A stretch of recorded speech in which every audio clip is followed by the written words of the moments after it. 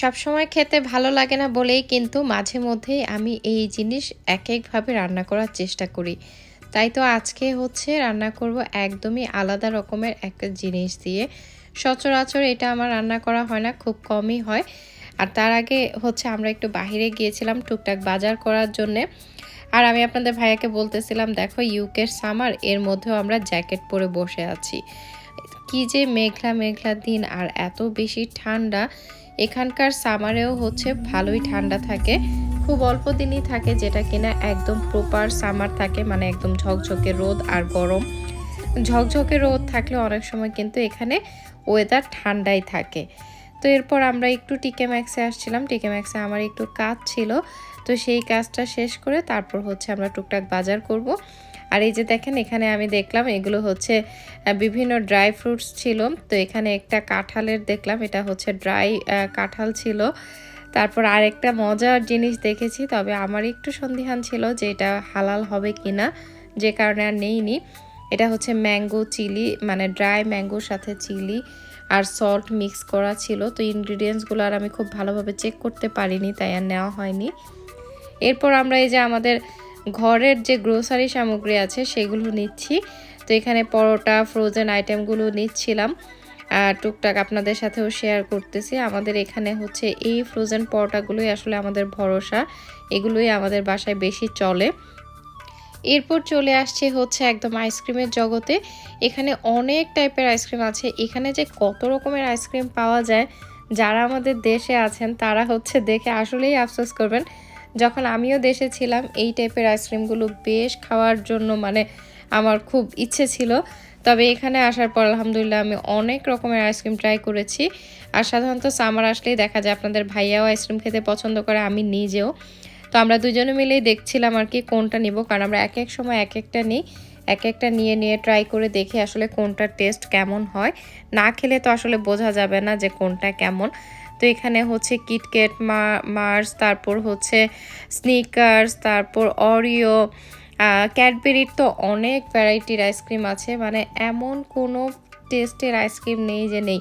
বাংলাদেশে আমরা যত রকমের চকলেট খেয়ে থাকি, মানে বিদেশি চকলেটগুলো, সেগুলো সবগুলো টাইপেরই মোটামুটি এখানে আইসক্রিমও পাওয়া যায়। তো এখান থেকে আমরা টুকটাক বাজার করে এখন হচ্ছে বের হয়ে যাচ্ছি। এরপর আর দেখি আরও একটু হালকা পাতলা কিছু বাজার বাকি আছে, কারণ আজকে মোটামুটি আমাদের ফ্রোজেন যেসব জিনিসপত্র দরকার সেগুলো কিনতেই আমরা বের হয়েছিলাম। আর এই তো সেন্সবেরি থেকে আর কি এখন বাজার করে বের হলাম। আর ওয়েদারটা কিন্তু খুবই বাজে অবস্থা, বাইরে বেশ ঠান্ডা আর সেই সাথে বাতাসও ছিল। বাতাস থাকলে একদম দাঁড়ানো যায় না একটা মিনিটের জন্য, প্রচুর ঠান্ডা থাকে বাতাসের সময়টাতে। তো এখান থেকে বের হয়ে আমরা যাব হচ্ছে ফার্ম ফুডসের যে চিকেন ব্রেস্টটা পাওয়া যায় সেটা সবসময় আমরা হচ্ছে কিনি, আর এটা সবসময় হালাল পাওয়া যায়। তো এইটা দিয়ে দেখা যায় যে ওই যে আমাদের বাসায় সবসময় নুডলস, চাউমিন, পাস্তা এগুলো রান্না করলে লাগে। তো ওখান থেকেও আরও কিছু টুকটাক ফ্রোজেন জিনিস নিব, তারপর হচ্ছে বাসায় চলে যাব। আর বাসায় গিয়ে আবার আমাকে রান্না করতে হবে। তো আপনাদেরকে তো ভিডিও শুরুতেই বলছিলাম যে আজকে একটু অন্যভাবে রান্না করব। তো চিকেন তো সবসময় রান্না করি, আজকে হচ্ছে এই যে ফ্রোজেন পেঁপে কিনে নিয়ে আসছিলাম, এই ফ্রোজেন পেঁপে দিয়ে আমি হচ্ছে চিকেনটা রান্না করব। তো এটা যেহেতু ফ্রেশ পেঁপে না, ফ্রোজেন, তো তাই আমি ভাবলাম যে এটাকে একটু সেদ্ধ করে নিই। যদিও পেঁপে আমরা ফ্রেশটাও একটু সেদ্ধ করে তারপর তরকারিতে রান্না করি, তা না হলে যে পেঁপের একটা কাঁচা কাঁচা স্মেল থাকে ওইটা তরকারিতে থেকে যায়।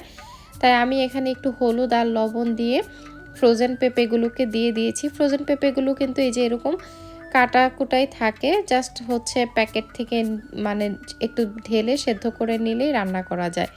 তো এগুলোকে আমি লবণ হলুদ দিয়ে বেশ ভালো করে সেদ্ধ করে নিচ্ছিলাম, যাতে করে হচ্ছে এর মধ্যে কোনো কাঁচা স্মেল না থাকে আর মোটামুটি পেঁপেগুলো সেদ্ধ হয়ে যায়। তো এরপর এটাকে আমি খুব ভালো করেই সেদ্ধ করে নিয়েছি। এরপর হচ্ছে বাকি রান্নাটা করব।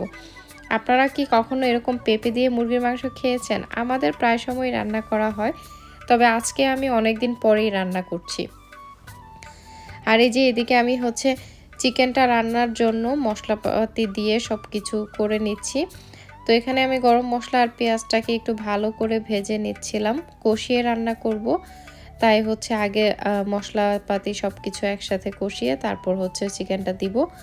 তো এখানে আমি বাটা মশলা দিয়েছি, গুঁড়ো মশলা যেগুলো দিতে হয় সেগুলো একে একে দিয়েছি। হলুদের গুঁড়া, মরিচের গুঁড়া, জিরার গুঁড়া, ধনিয়ার গুঁড়া আর সাথে হচ্ছে প্যাকেটজাত যে গরম মশলা থাকে বা যদি হাতে বানানো গরম মশলাও হয় সেটাও চাইলে দেয়া যাবে। তো এগুলো দিয়ে আমি মশলাটাকে একটু সময় নিয়ে ভালো করে কষিয়েছি।